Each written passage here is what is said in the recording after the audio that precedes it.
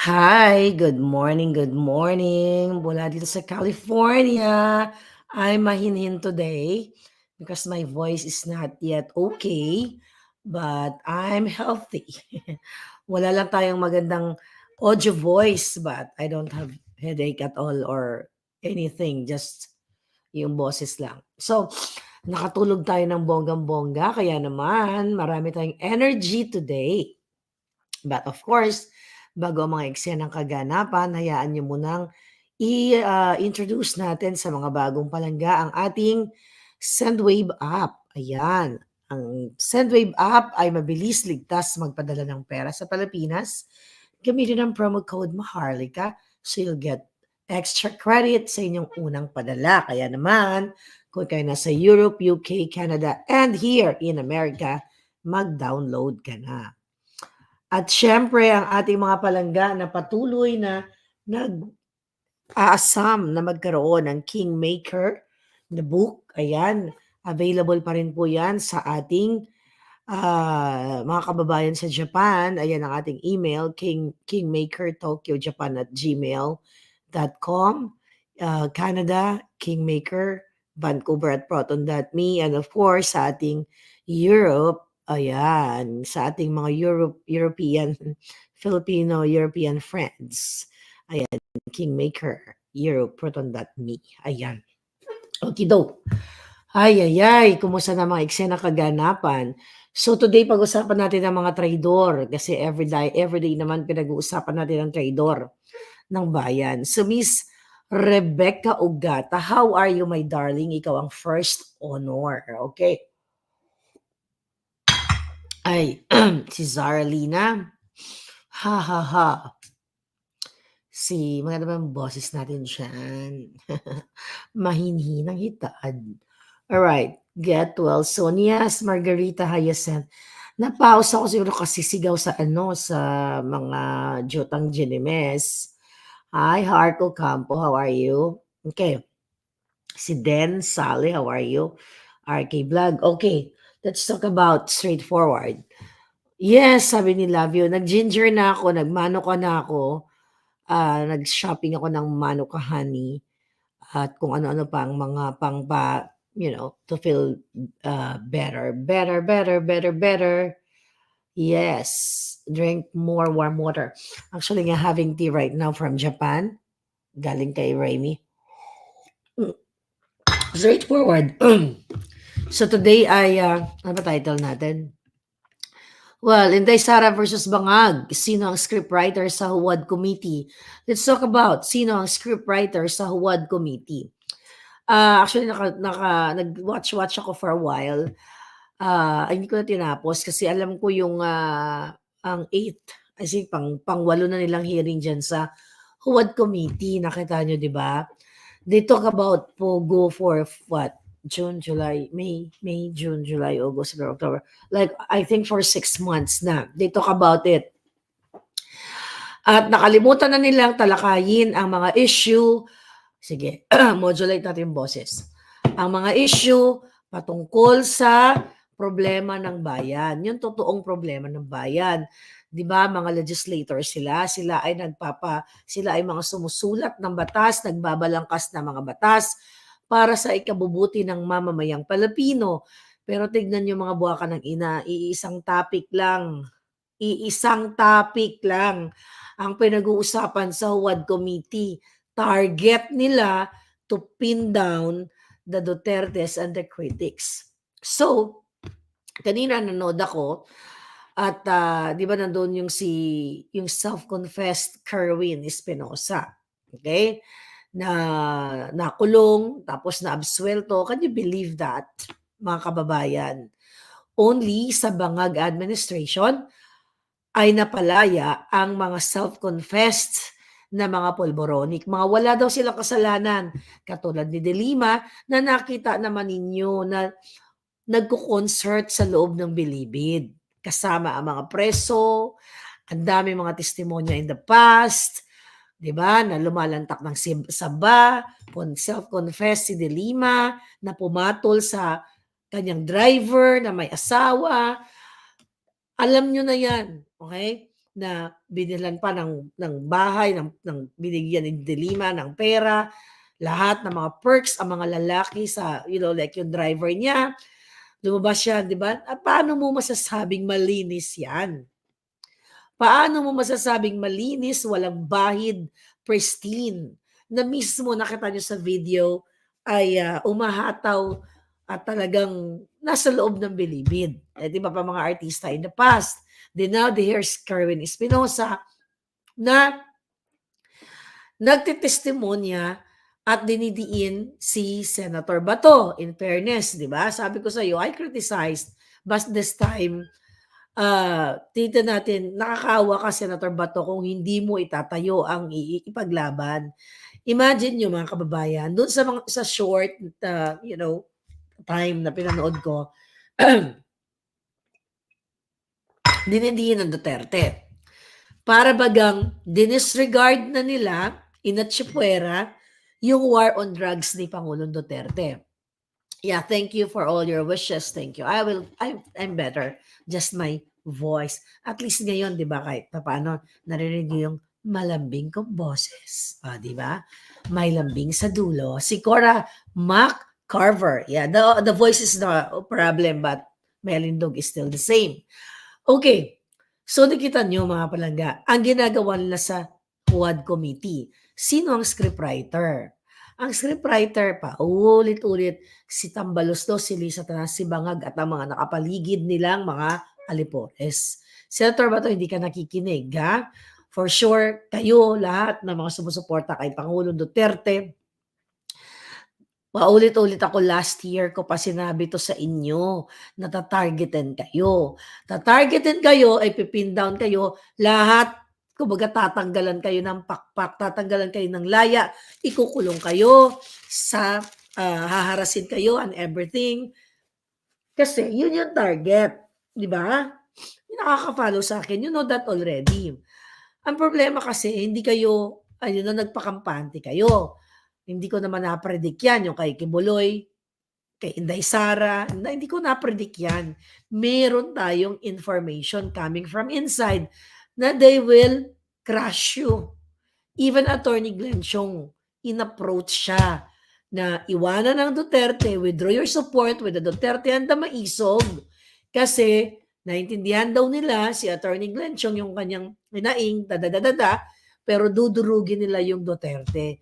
Hindi pumayag ang Attorney Glenn kasi nanindigan siya sa tama. Ayaw niya makipagsabuatan sa mga demonyo. Now, going back with the Huwad Committee. Mga palangga, if you're watching, sa mga ganong deliberation, okay, ganong hearing, alright, maglilista ka ng mga answers mo, 'di ba? Yung mga sagot mo, yung mga not answers, mga question mo, let's say, parang parang like thesis or magde-defend ka or whatever. Magsusulat ka ng mga possible questions na pwede mong itanong dun sa, like sa witness, tulad yan sa hearing na yan. Kung napansin nyo in the past, lahat ng mga katanungan na mga buwaka ng ina, nakascript, nakasulat. Hindi po ganun ang actual na pagdinig even sa korte. Okay? At diyan, in the past, hindi naman ganun. Although may mga sulat-sulat sila ganun, may script sila. Magtatanong ka based on yung statement ng resource person o witness, doon ka manggagaling. Hindi ka magtatanong na kasi nakasulat na 1, 2, 3, 4, 5, 6, 7, 8, 9, 10. Hindi ganun mag-interact ang tao. In real life, hindi po ganun na pag nagkikita but when you talk to someone like in a regular basis, dapat ba may script ka? O you meet a friend o whoever, like barkada, dapat ba may nakasulat ka? May 1 to 10 ka na question kasi ito yung tatanong ko sa kaibigan ko.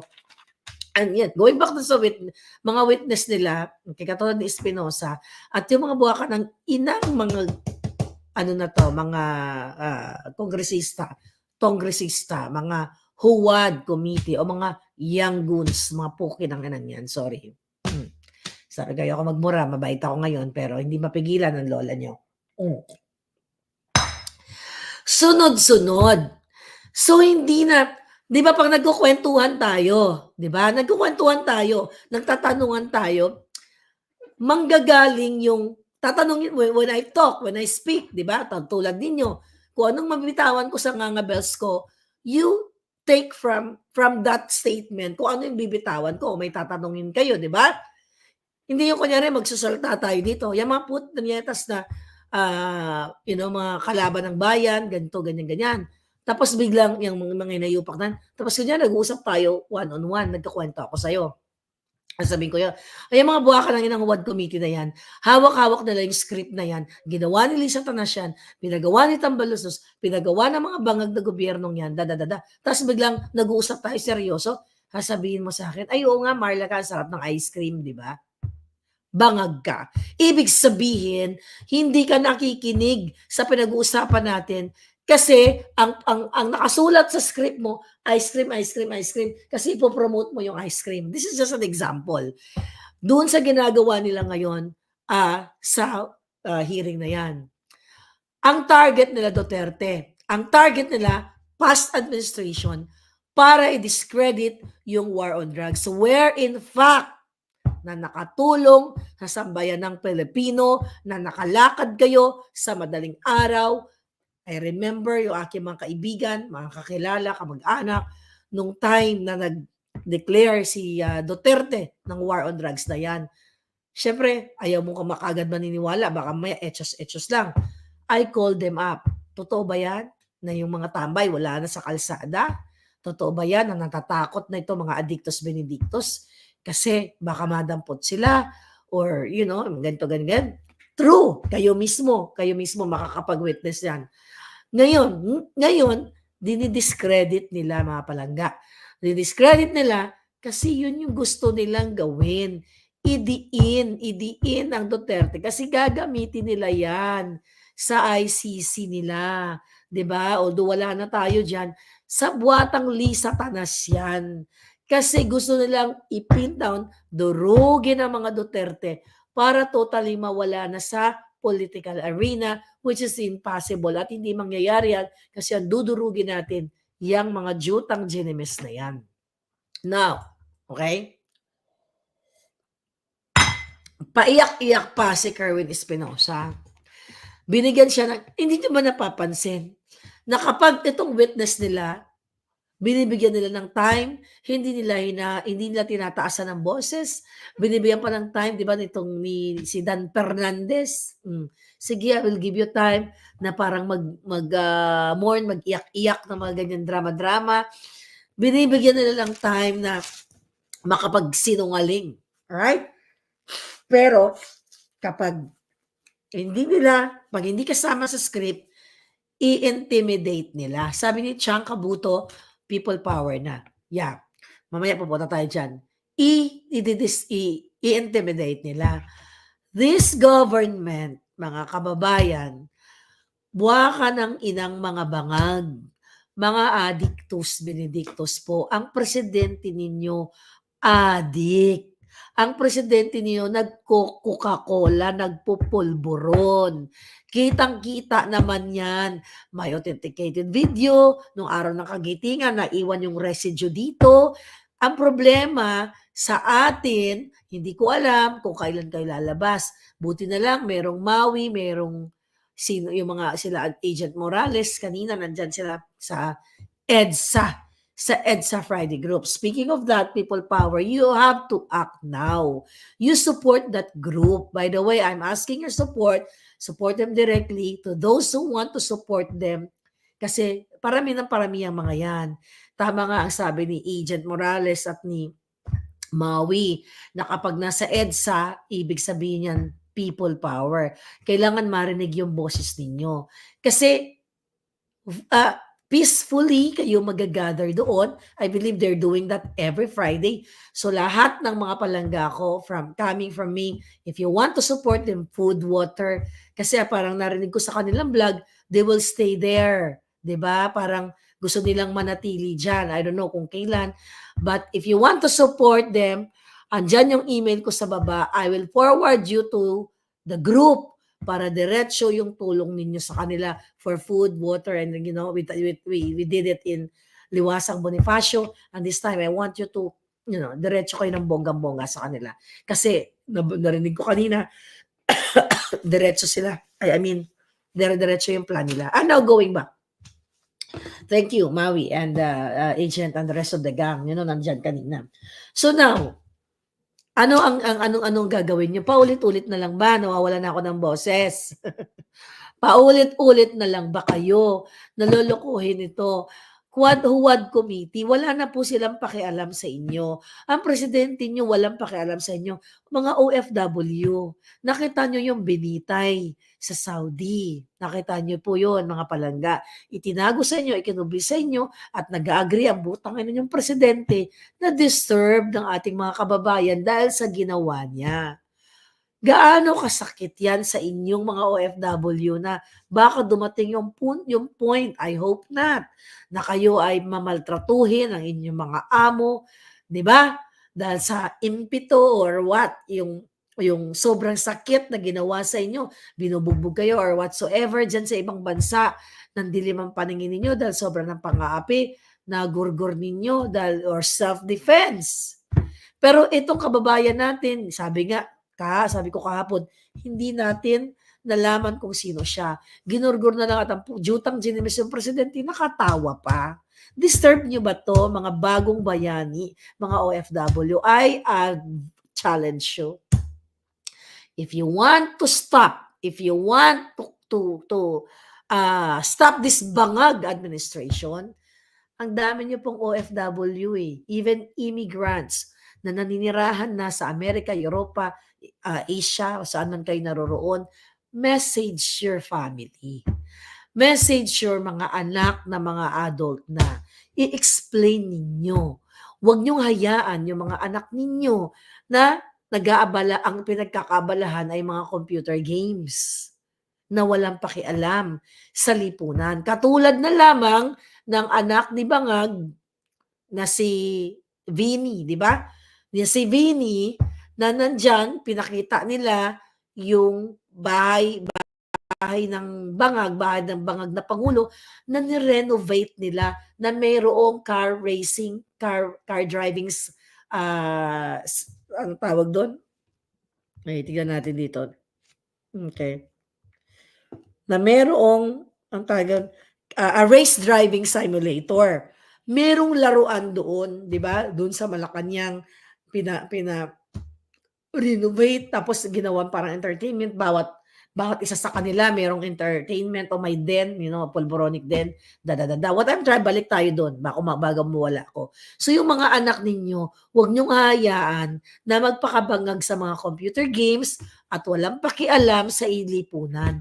Kayo pong mga OFW, pare-pareho tayo ng sitwasyon. Hindi ba lahat tayo tumutulong sa mga kapatid, kamag-anak, pinsan, may mga pinaaral tayo. 'Di ba? Kayo, pinaaral, pinapakain, at kung ano pa. Ilan ang pamilya nyo sa Pilipinas? Baka 5, 10 ang pinapakain ninyo. Educate them. Turuan nyo sila kung wala silang pakialam sa bayan nila na mismo silang nakatira doon. Kawawa kayong mga nanay, tatay, kuya, ate na nasa ibang bansa na nagpapakapagod sa pagkuskus ng mga inodoro, paglilinis ng mga pasyente o kung ano pa man. Kayo'y nagpapakahirap. Pero yung mga anak natin, yung ating mga mahal sa buhay sa Pilipinas, walang pakialam sa bayan. You have to educate them. Kayo po na mga nagpapadala ng remittance na mga bagong bayani na sana wag yung danasin, yung nadanas ng ating kababayan na ginurgor dahil sa, I believe, ako ang analysis ko dyan, ipinagtanggol niya ang kanyang sarili. Pero ang Pangulo niyong Bangag, tatawa-tawa pa, putang ina. Diba? Message your kamag-anak. I hope bumalik ang boses ko. Message yung kamag-anak, mga anak ninyong adult, makialam, mag-speak up. Ano ba yan? Hindi ba nakikita ng mga anak ninyo ang ghost project ng mga bangag na binida ang 5,500 na ghost project, 1.4 billion, din binaha kayo? And now, the Congress and the Senate, mga punyeta, anong ginagawa? Ha? Ang war on drugs at yung tinitira yung nakaraang administrasyon. Kahit ipakulong nila yan, ang mga Duterte, kahit gusto nila lahat, damputin lahat yung pamilyang Duterte, hindi po yan ang solusyon sa kahirapan natin dyan sa Pilipinas. Hindi yan, kahit lipulin niya ang buong angkan ng mga Duterte, ng buwaka ng inang Quad Committee na yan. Hindi yan ang sagot sa kahirapan ninyo. Hindi yan ang sagot sa kahirapan ng OFW na nagtsatsaga na kumita ng 15,000, 20,000 malayo sa pamilya nila for 2 years, 3 years, o how many years. Ang ginagawa ng bangag ngayon ay talagang vindictive bangag. Paulit-ulit ko, gumaganti sila sa mga Duterte. Actually, hindi na ito ganti. Gusto nilang mawala sa map, sa political spectrum ang mga Duterte. Kasi gusto nga manatili ng mga bangag. Nakita nyo dyan, pinakita ng media, yung, tawag dito, may sinend sa group kanina nakita ko. Okay? Yung tungkol nga dyan sa bahay ng Pangulo na yan, na nirenovate nila, na may infinity pool, tapos parang mayroong mga pulboronic den sila. May nag-send sa akin ng video ng interview ni Hanilet. Okay? Ni Hanilet, yung common law partner ni Pangulong Duterte. During that time, actually first time ko lang nakita, tinanong siya kung may babaguhin ba sila sa bahay pangarap o bahay ng Pangulo sa loob ng Malacanang. Ang sabi niya ito, tingnan natin to. Ng Pangulo, ang official residence ng Pangulo, mataas ang kisame sa receiving area nito. May mangilang-ilang muebles kaya lutang ang malawak na floor area. Wala raw balak sila Hanilet na dagdagan pa ang laman ng receiving area. Hindi, kasi hindi naman amin. Okay. Wala silang balak dagdagan ng panahon ni Duterte. Hindi, kasi hindi naman sa amin yun eh. Narinig nyo? Tindali. Tsaka kung nag-decorate ka dyan, nag-ano ka ng pera ng Pag nag-decorate ka dyan, pera ng bayan. Anyway. Okay. So, nung panahon ni Duterte, hindi naman nila ginalaw yan. Na nagpabongga yan. Nung panahon ni Bangag, yan ang unang pinroject ni Lisa Tanas. Kasi ang intensyon nila, manatili sa pwesto. Ang intensyon nila, kapag ang mga bisita pumunta, masarap magpulburon kasi maaliwalas ang kanila ang lugar.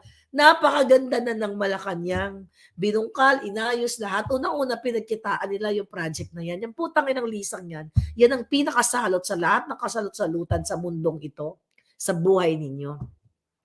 Ang sinasabi ng balita na napanood ko, para daw maaliwalas pagdating ni Bangag. Ang hayop na yan.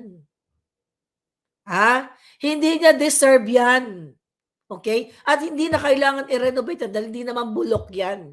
Dahil well-maintained naman yung na yan, bahay Pangulo na yan. So, imagine niyo yung presidente ninyong Addictus Benedictus na wala namang alam, laging lutang, tunay na lutang. Okay? Gusto pang bigyan, gusto bigyan. Pinagawa lahat kasi ang intention nila para pag nag-party ang mga adik sa Malacanang, 'di ba? Para silang mga harit reyna. Yan kasi ang nakasanayan ng mga bangag. Samantalang kayo, hirap na hirap. Tama, napanood ko si Third Floor Studio, si Pam at saka si Marlon bago tayo nag-vlog. Tama silang dalawa. habang magarbo ang bahay pangarap o bahay pangulo, bahay ng pangulo, bahay ng panggulo, ng pangbangag, na pang ano nga, pang royal, dahil yan ang gusto, yan nga ang code name nila sa Bureau of Customs. 'Di ba? Prinsipe, Haret, Reyna. Kapag nagtransact sila ng mga illegal o kanilang mga agri-smuggling. But anyway, habang bonggang-bongga ang mga paglabas mo sa Maynila, makikita mo ang larawan ng kahirapan, ang mga tagpi-tagpi na mga bahay, ang mga pulube, ang mga walang bahay.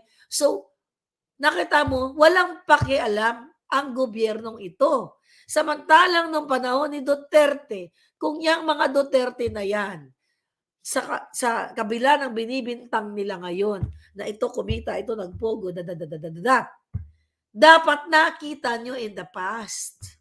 Bakit itong si Duterte, nandun pa rin nakatira sa bahay niya?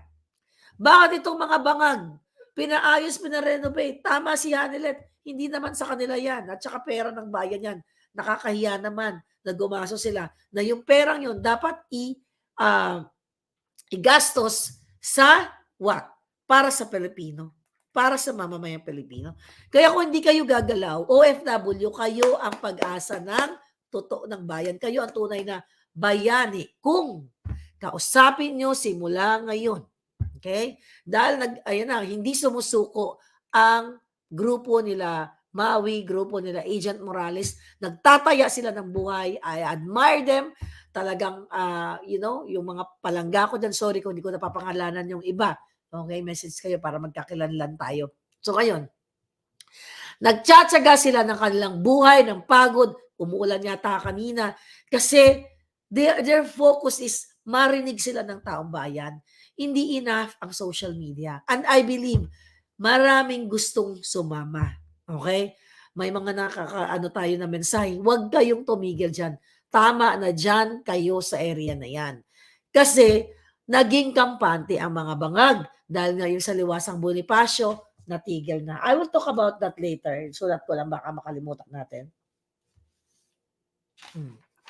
Saan yung papel? Ito. Alright.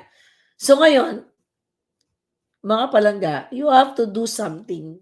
Kasi itong bangag ninyo, kawawa kayo. Pumunta sa Lao, di ba? Anong ginagawa ng mga hayop na to? Hingi by the way, bago ko makalimutan. Di ba? Nasa na yung pledges ng iba't ibang bansa na pinuntahan niya? May update na ba?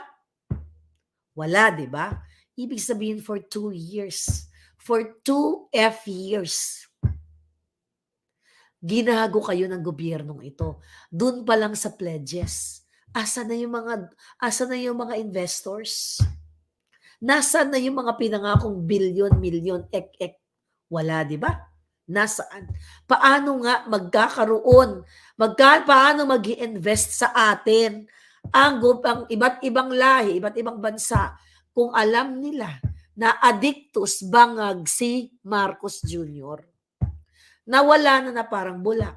Mag-i-invest, binaba ang Maynila. Tapos walang pakialam. Nagmo-monitor yung mga yan, ang mga investors. Kasi pag nag-invest ka sa isang bansa, titignan mo ang situation ng bansa. Crime rate, corruption, and everything else. You have to do something. Bago yung election na yan, you have to stop them. Kailangan yung wakasan to. The only people na pwedeng magawa yan, kayo. Message your friends. Huwag na lang friends, kamag-anak na lang, immediate family. Ipaliwanag nyo sa mga anak nyo, anak, ito ang bangag yung presidente. Pag hindi kayo nakialam sa usapin ng bayan, forever kayong gagaguhin. Paulit-ulit na lang po. At this is digital age right now. Sana nga mas mabilis ang communication, ang pag-disseminate ng mga impormasyon, nakikita ninyo.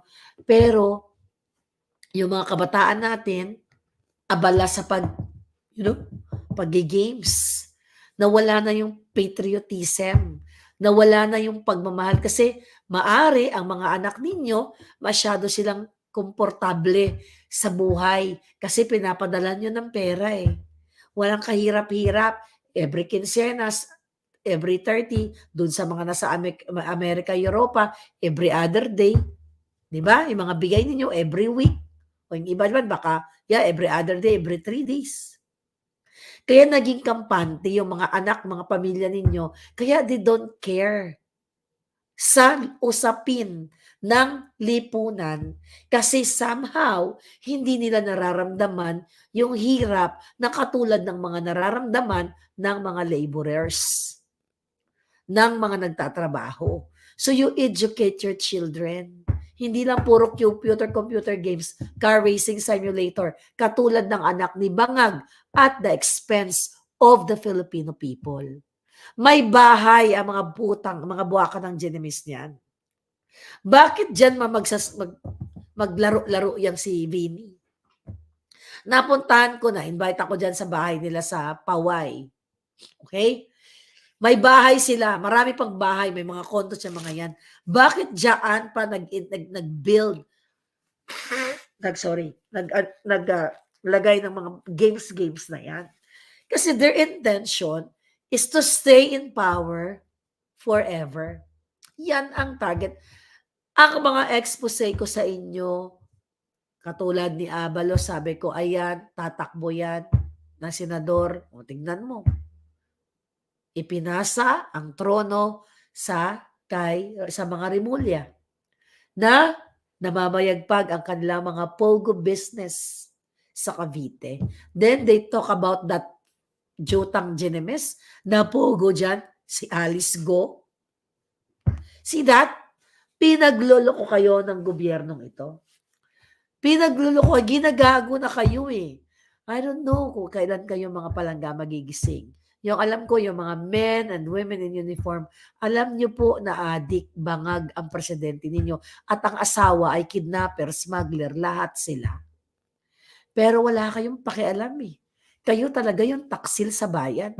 Kung sila ay mga kawatan, mafia, the fact na wala kayong ginagawa, taksil din kayo sa bayan. Because you allowed your children na mamuhay sa isang pulboronic government. Ulitin natin, lahat ng mga hearing dyan, this is not for the Filipino people. Number 1, to cover up the pulboronic issue. Number 2, para i-divert ang issue sa mga Duterte. Sabi ko, kahit tanggalin nila ang mga Duterte sa political spectrum, hindi po magiging maayos ang pamumuhay ninyo. Habang ninanakaw nila ang pera nyo, ilang milyon ang ginagastos everyday for that Jutang Genemis na hearing na yan. Kayo yung kawawa. Kawawa mga Pilipino. Palubog na ba? Sabi ng mga palangga. Ano sabi ng statement ni Bangag? Grabe. Okay? Sabi dito sa headline, na-interview yata si Bangag. This was October 11. Bangag, okay, deceived by Sara. Okay, basta na, sabi ng balita, Bongbong deceived by Sara. VP not part of admin anymore, sabi ni Bangag Marcos. Basahin natin to. President Ferdinand Bangag Adictus Benedictus Marcos thought he was friends with Vice President Sara Duterte, leaving him all the more confused when Sara, publicly distance herself from him. Okay? Na-confused na ang putang ina ba? Alam mo, napaka-drama nitong, napaka-sinungaling, na-confused. Tinraidor nyo si Sara. Ginamit nyo ng kapatid mo. Lumuhod kayo sa mga Duterte para hindi ka makasama sa narco list, Bangag. Huwag kang magsinungaling, Jutang Genemis ka. Confused ka? Lagi ka namang confused eh. Bangag ka naman talaga. Hindi gumagana ang utak mo dahil nalulusaw na ng pulburon. Kaya nga kapag ini-interview ka ng mga tanong katulad sa nagurgur na kababayan natin sa Saudi, nakatawa ka pa. And sinasabi mo pa na based on the Saudi government, ay deserve naman o deserve ng kababayan nating Machugi. Hindi po matino ang ganyang tao, 'di ba? Na inaayunan pa na deserve niya. Hindi niyo nga pinakilala sa taong bayan, eh. Ikinubli niyo nga yung identity. I think this is the first time nakarinig ako ng ating kababayan na binitay, no, na itinago ang identity sa mamamayang Pilipino. Now what? Sabi ng balita dito. Okay. Tingnan mo.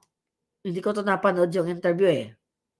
In a media interview between meetings at sa Alao pala, at the Asian, Marcos was asked how his relationship with Vice President was. Duterte has admitted that she was not friends with Marcos and the relationship was mainly based on them being running mates in 2022. Marcos giving a small laugh. Tumawa na naman. Lagi nga, ang mga bangag, ang mga adiktos, di ba tumatawa ng walang dahilan? Kahit nga may tragedy, katulad ng kababayan natin, tumatawa. Doon sa interview sa kanya about ng ginorgor, wala pong puwang ang isang presidenteng matino, kung matino ka, natatawa ka doon sa napadpad na ay naranasan ng iyong kababayan na nagurgor ng walang kalaban-laban. Walang puwang na tumawa ka o ngumiti ka sa ganitong issue. Ngayon, ngumiti na naman siya. Sabi niya, that's a good question. I don't know anymore. I'm not quite sure I understand. I'm a little dismayed that she doesn't think we are friends. I always thought we were, but maybe I was deceived. Ikaw pa ngayon ang na-deceive. Diniceive mo, ginago mo, binudol mo, hindi lang si Inday Sara, binudol mo ang mga supporter ni Inday Sara at mga Duterte dahil bumoto sila dahil si Inday Sara ay nanawagan na iboto ka. Mas marami ang boto ni Inday Sara sa'yo, 32 million. Ikaw, kung hindi nyo padayain ang halalan, hindi ka pa nagkaroon ng maraming boto. At ulitin natin, may sworn statement si Attorney Glenn Chong na dinaya ng asawa mo kayo nakipagsabwatan sa Smartmatic. Bakit ang Smartmatic walang case against kay Glenn Chong? Kayo na ngayong pamilya walang case against kay Glenn Chong kasi takot kayo na makaray-karay sa korte kasi mapapatunayan na nakipagsabwatan kang hinayupak kang bangag. Magbabayad ka sa taong bayan. Sabi ko nga, hindi natin alam, baka bukas makalawa, bumulagta ka na sa pagiging addictus benedictus mo. Sabi pa niya,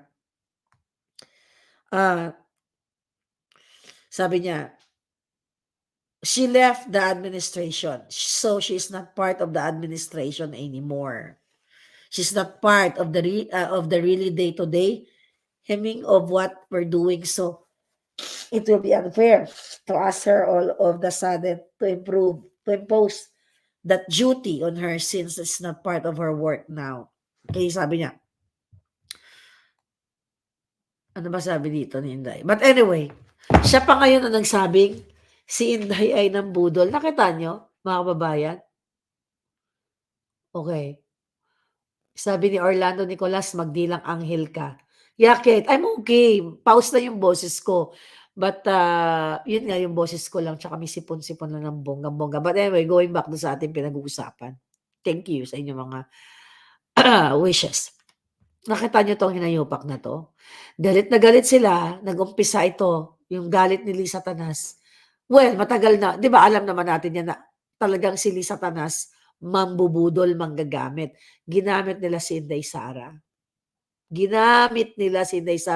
Binudol po nila kayong mga supporter ng taong bayan. Kaya ngayon, dahil nasa puder na sila, wala silang habas na nakawin ang pera ng bayan. Tingnan ninyo, wala po ni isang ahensya ng gobyerno ang nag-imbestiga. O dyan, sa WAD committee na yan, na si Lisa Tanas ay nangidnap ng 2 batang minor de edad. Nakipagsabuatan ang dating appointee ni Pangulong Duterte na si Teddy Boy Locsin. I challenge you, Teddy Boy Locsin Jr., nakipagsabuatan ng kanyang asawa. Nakita nyo, di ba, sa video, wala ni isang gustong mag-imbestiga niyan. Takot kayo o nabusalan kayo. Kaya nga, it's so sad for the Duterte senator supporters na wala kayong ginagawa para mulatin ang taong bayan. Kaya nga malungkot ang mga Duterte supporters nang walang ginagawa si Robin, si Bongo, si Bato. Okay? Dito sa PIDEA leaks na yan. Bato, Bongo, nakikita nyo na ngayon yung sa WAD committee, dinudurog na kayo. Alam mo kung ako ganyan? If I am a senator and I have the power, I am a chairman of this committee, I will F them all. Wala akong pakialam kung ako lang mag-isa dyan o dalawa lang katayo, sino ka man, para ipakita sa taong bayan, may mandato kayo sa taong bayan para banggain ang mga salot sa bayan. Kaya nga, sa moment na ito, Senator Bato, nakita mo to, hindi ako galit sa iyo personal, pero gigil ako. Why you are not doing for the Filipino people? Senator Bongo, bakit hindi nyo ipagtanggol ang taong bayan? Not lang the Duterte, pero kasama na kayo. Dinudurog na kayo sa WAD committee. Papunta na sa inyo. Ha? Pag kayo nawala hindi kayo nanalo, pakukulong kayo ng mga yan hanggat sila. Tingnan mo ang ginagawa kay Spoke Sari Roque sa kanyang asawa. Di ba? Yung WAD committee gusto nang ipadampot yung asawa ni Spoke Sari Roque. Ganito kademonyo ang gobyerno nyo. So kung hindi kayo gagawa, kaysa pagkaabalahan niyo yung putragis na eleksyon na yan, yung mga PDP laban, magpakita kayo ng balls na banggain itong mga bangag. Ito yung importanteng usapin. That election, that will follow kapag napatumban nyo ang bangag. Use your resources to what? To encourage people to speak up. Dinudurog na kayo. Diba? Senator Bato, ayan na, sabi ni Espinosa, ha? Sinuruan mo, kayo ang may gawa. Wala, hindi sila addictus. Hindi sila pulboronic. Imagine nyo, pristine and clear ang kanilang ang kanilang drama. Pinakawalan na nga sila. Kaya yung pinakawalan, yung mga putragis na yan, mga jutang genimis na yan, to use these people against the Dutertes, against you, PDP senators. Hindi nyo ba nakikita? Akala ko ba, you know, you have this political mind? I mean, what? Hindi nyo ba nakikita? Kapag politiko ka, dapat meron kang angking galing. You know, you think about ahead of your kalaban. Hindi nyo ba nakikita yung target sa inyo? Sinabi ko na to Nakita ko na nga to At ng mga puting ahas, last year. You still trying to what? Kiss us? Or umaasa? Kasi I remember you went to the Bangag's Palace. Well, that's Filipinos Palace. Kasi ako, hindi kasi ako politiko Kung ako siguro ang maging, you know, senador dyan, itong hayop na gobyernong ito, hindi ako aapak sa Malacanang mag-break bread o mag-cheers sa isang bangag. Kung ako'y matino na nilalang na ako'y senador, hindi ako pupunta sa Malacanang out of delicadeza. Ba't ako pupunta? Kayo, nag-cheers-cheers pa kayo. How can you, sabi ang mga drama kasi ng iba, you support the government, you support the good governance of the government, but you're supporting the bangag. Habang sinusuportahan nyo ang bangag, habang sinusuportahan nyo ang kanilang pagiging adik, hindi nyo ba nakikita yung residue dito? I challenge you. Kayo. Di ba? May in-authenticate ko dito sa Amerika yung video. Di ba may mga pera kayo? Senator Bato, Senator Bongo, lahat kayo na mga against kay Bangag. Do your own authentication. Do it. You have the power eh. Kasi sa inyo nga yung pera eh. Para malaman ninyo. Pwede kayo mag-authenticate. Google kayo dyan. Ang daming mga forensic analyst sa Amerika o sa iba pang, not only America, you go all over the world, meron Asia, Europe, para makita ninyo. Kasi if you are fighting for the people, you do all the possibilities na maipakita nyo yung pagmamahal nyo sa taong bayan. And I did my best para ipakita. Spend time, spend money para ipakita sa taong bayan na ang presidente nyo ay adictus. At yan ang ayaw pag-usapan nyo sa Senado. Ayaw pag-usapan nyo sa Kongreso. Kaluluoy ang mga Pilipino. Senator Bato, kaluoy ang Senator Bongo. Alam ko marunong ka mag-Ilonggo. Okay? Kaluoy ang inyo. Well, it's useless. You've been there. 2 taon na. Alam nyo naman na nagsasmuggle sila. Smuggler, kidnapper, kawatan. Hindi, ano kayo, bulag, pipi-bingi? Tapos wala kayong ginagawa. What's the point of tatakbo? Di ba? Kaya kayo tatakbo. I'm not talking just to Senator Bato and Senator Bongo, the rest. Ang inyong mga kahit yung mga bago, ang inyong mga pronouncement. Kaya ako tatakbo kasi tutulungan ko taong bayan, pananagutin natin ang mga kalaban ng bayan, bibigyan natin ng mabuting trabaho, mabuting kinabukasan ng taong bayan. How can you protect the country? How can you protect the Filipino people if you allowed this Bangag na manatili sa pwesto? Bakit nyo inaalaw na may presidenteng adiktos sa pulburon o sa ipinagbabawal na pulburon? Bakit nyo tinotolerate? Kaya nga ngayon nagkalat ang mga krimen at adiktos sa ating bayan. Sabi ko nga, pinagkakabalan yung eleksyon. It's okay. It's okay yan kasi sabi nga, nasa batas yung eleksyon na yan. Pero can you do a favor sa Filipino people? Kampanya-kampanya, personal interest yan. Manindigan kayo. The two senatoriables na i-declare ko na I will support until the last drop of my blood right now sa pangangampanya ay si Attorney Vic Rodriguez at si Congressman Marcoleta. Yan, 2 yan may balls.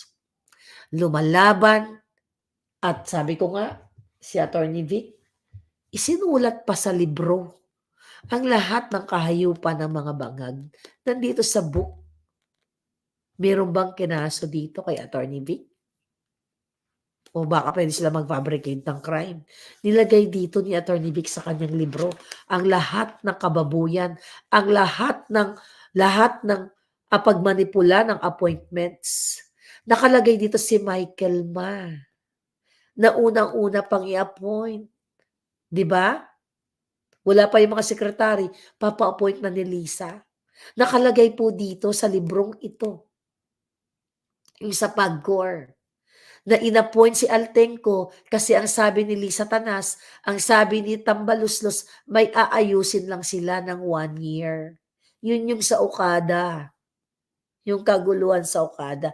Lahat po dito, you just get your book. Okay, copy of your book. Nakwento ko na yun paulit-ulit. But just to remind you. Now what? Okay?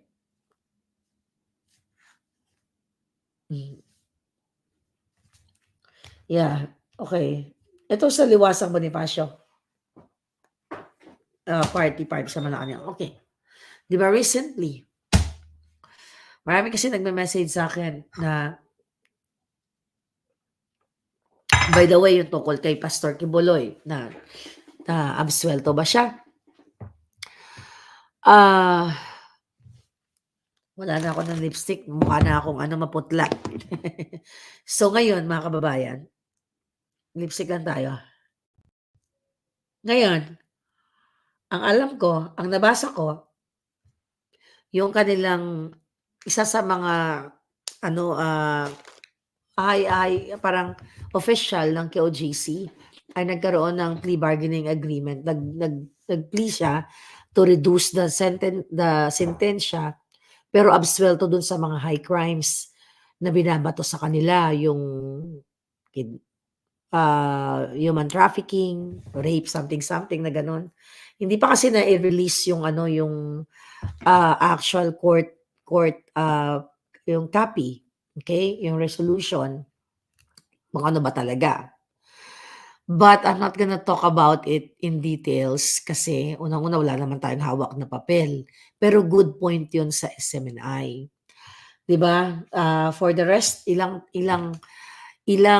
buwan nagkaroon ng pagtitipon sa Liwasang Bonifacio. You help, 'di ba? Tumulong kayo, nagpadala kayo ng tulong doon sa KOJC, may mga natulungan tayong mga nagtitinda ng tinapay, ng tubig. Ang nakikita ko dito, ano kaya ang kompromiso? Okay? Ano kaya ang kasunduan behind of that sa gobyernong Bangag? Maganda yon, o ibig sabihin, winning part yon, victory yon para sa kay Pastor Kibuloy at sa mga KOJC. Ngayon, excuse me.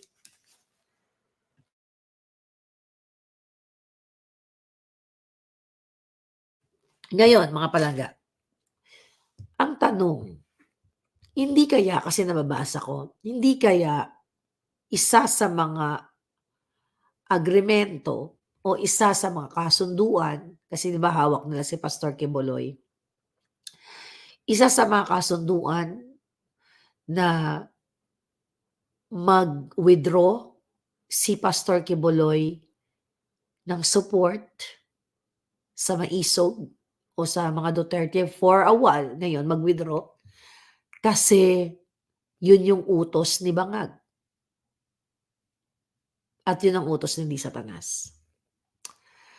Actually, pwedeng ganon. Kasi may mga nagme-message sa akin, pwedeng ganon. Sabi ko nga, naiintindihan ko yung nangyayari sa KOJC dahil sobrang pahihirap nila. Na nag-withdraw ng support, nag-i-withdraw ng Maisog. Ini-withdraw yung kanilang rally dyan. Dahil kung hindi, baka i-endorso o what's the word? Iaalay si Kibuloy dito sa Amerika. Kasi hawak nila sa liig. So, ang nakikita natin dito, masyadong, may ano yan palangga, may catch yan, may mga agremento yan na I hope matapos na. Kasi yung nangyayari ngayon, hawak nila sa liig si Kibuloy. So kaya walang nagrarally. Dahil kung hindi, gugurgurin nila yan or kung ano man ang gagawin nila. Yun yung nakikita natin dyan. Kasi ang ano ng mga Bangag, divide and conquer. Kasi nakikita nila Bangag na, di ba tuloy-tuloy yung rally? Yun yung kinatatakutan nila Kaya okay, sige, sabihin na natin yung totoo. Huwag ka na mag-emote, Maharlika. May nakausap ako mula doon kung saan, sorry.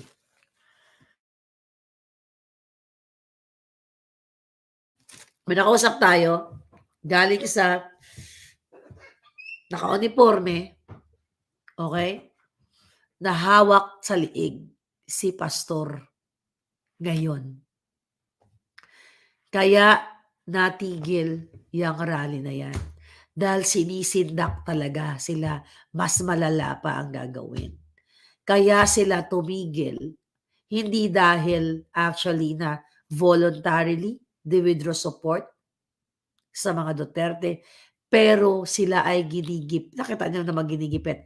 Inuutusan si Kibuloy na huwag papuntahin ang kanyang mga members. Dahil kung hindi, gaganituhin siya, gaganyanin siya or iaalay yung kanyang ulo sa gustong pag-alayan. Yan po yung nakarating sa atin na information. Kaya nga sabi ko, kung ganyan, dali, kasi umasa tayo na makakatulong ang KOJC, yung mga members nila, para dito sa Speak Up Day natin. Ngayon, mahirap na makasama natin sila. Kasi hawak sa liig yung tatay nila. 'Di ba? Yung kanyang leader hawak sa liig. So, eto po ang kalakaran ngayon. Yan ang sabi sa atin ng ating puting ahas na naka-uniforme. Marlica, it's hard. But, sabi niya sa akin, if you can help, tell the people na mag-run sila ng initiative to speak out, speak out, speak out. Maganda daw yung ginagawa natin. Speak out, speak out, speak up. Kaya kanina sa first part ng vlog natin, I talk to you heart to heart, mga OFW. I-encourage nyo po ang inyong mga mahal sa buhay, mga anak na mga adult na lumabas sa kalsada, sa EDSA. Sundan nyo ang panawagan nila Maui, Princess Maui at Agent Morales. Yan, may mga senior ako dyan sa ating Facebook. Sundan nyo sila. Every Friday sila. Wala na po tayong maaasahan sa KOJC members. Yung mga batang masasaya doon, wala po silang, kumbaga, binusalan sila. Ang sitwasyon nila ngayon, nakagapos po sila. Na hostage, kumbaga. Dahil kung gagawin nila, sabi nga ni sino yon? Ni alias Picoy, doon sa ni Agent Morales sa CCTV, utos ni Lisa at ni Kumar, inutusan ni Lisa at saka inutusan si Kumar na makipag-usap doon sa, kay kay Picoy na yon, na pwedeng gurgurin, sagasaan, maaksidente o sakit. Ito ngayon yung sitwasyon ng mga KOJC members. Kapag sila ay sumali sa mga rally-rally, na-identify sila at nakita ng bangag, pwedeng gurgurin si Kibuloy or pwedeng ialay ang kanyang ulo sa kung kanino mang demonyo or sila lahat sila demonyo dyan. Yan ang katotohanan. So, anong masa? Wag na kayong, I have another story sa Catholic Church, pero not right now. Kinukuha na nila lahat. Tama lahat yung mga information nyo, yung mga analysis natin. Hinahawakan lahat ni Lisa Tanas, pati religious group. Kasi ayaw nilang magkaroon ng pagtitipon ng mga tao, kaya binabayaran lahat dahil gusto nilang manatili sa pwesto. Kaya nga, ang pwede na lang gumawa nito, wag na tayong umasa sa men and women in uniform. I believe they will follow. Kasi maraming galit, matagal ng maraming galit. May takot din sila. Pero nalulungkot lang ako, mga sir, mga ma'am. Sayang naman yung mga training ninyo nung kayo'y kabataan, di ba? Rigid training. Grabe, talagang umakyat, lumulubog kayo sa putik, sa dagat o sa bundok, yung mga training ninyo. Tapos natatakot lang kayo sa isang bangag.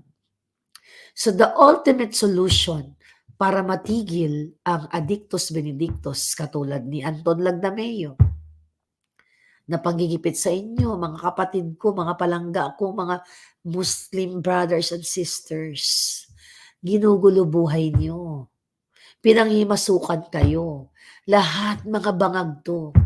Magkaisa po kayo. Go to EDSA Friday group. Dumami kayo dyan. Kasi ang EDSA, church yan eh. You just pray to God and express yung mga discontent ninyo sa bangag na administrasyon na to. Wala na tayong maasahan sa KOJC members. Nakatali ang kanilang mga kamay. Yun yung ginawa nila noong September 21. Kaya nawala sila doon. Ako, naiintindihan ko sila kasi hostage sila eh. Hostage po sila.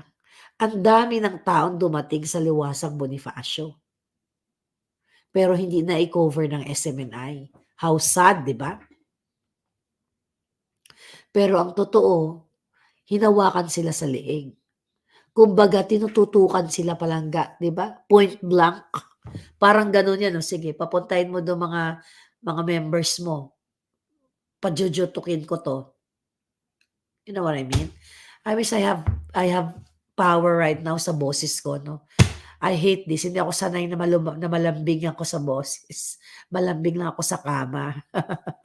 Uy, nag-enjoy ba kayo kagabi? Pinag-usapan namin ni Cathy. Cathy B. Ang tuloy-tuloy natin yon. Si Jam at saka si Chef Mark nag-enjoy dun sa sa sexcapades. No? Na mga chika-chika boom boom. Yeah, I feel better naman pala. The voice lang is not good. Pero physically, I'm okay. You know, magang ako nakatulog. 7 a.m. na dito sa Amerika. Wala na po kayong boses. Wala na ako. May boses pa rin ako, di ba? Sabi ni Joey Balidoy Granado, I love you, Palangga. Record this audio of me from your Palangga Maharlika. Thank you so much, Joey Balidoy Granado. Ayan. Sabi ni Sia Sanpay, ginagawa ito ni Magdal, gusto nang manatili sa power, sagana sila sa pera at pulburon. Ayun na nga, Palangga. Okay?